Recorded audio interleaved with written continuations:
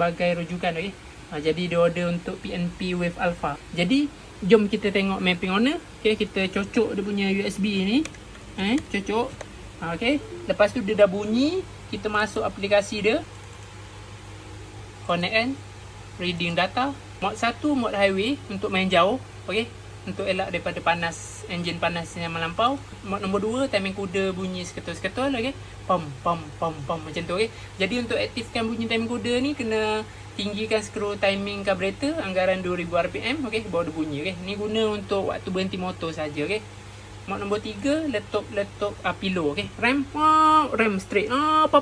Dia letup. Okay. Jadi pastikan exhaust pakai exhaust racing cutting standard dan exhaust open yang sesuai lah, untuk keluar api jelas. Okay. Kalau pakai tak betul, dia tak jelas lah keluar. Kalau pakai exhaust standard pun api tak jelas keluar. Okay. Jadi kena pakai exhaust yang betul. Mod nombor 4, sebuah helikopter.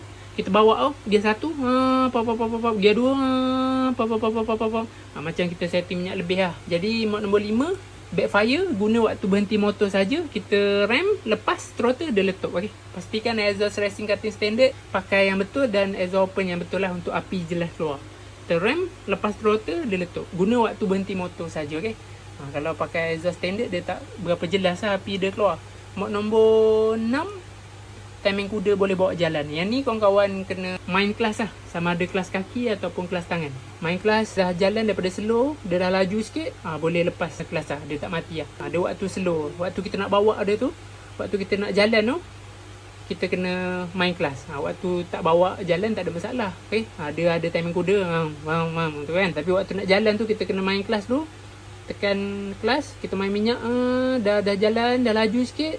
Okay, lepas kelas, tak ada masalah, tak mati lah. Jadi macam tu lah cara dia. Okay.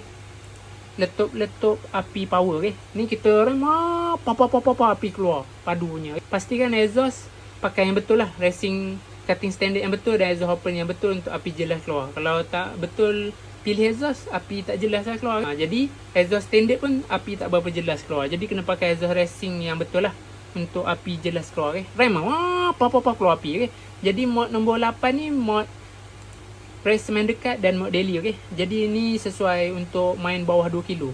Kalau kawan-kawan nak rasa kepaduan maksimum pick up top speed, kawan-kawan tekan je mod nombor 8. Okay. Sesuai untuk race bawah 2 kilo. Untuk sprint test sangat sesuai. Main ladang sesuai. Untuk daily, bawa harian di pasar, pergi kerja, tak ada masalah. Boleh pakai mod nombor 8 ni. Okay. Jadi kita nak keluar, off kan, tekan pangkah, tekan yes. Okay.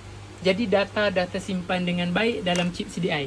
Jika kawan-kawan berminat untuk order CDI siap mapping, kawan-kawan boleh WhatsApp nombor konsultasi di bawah. Terima kasih support.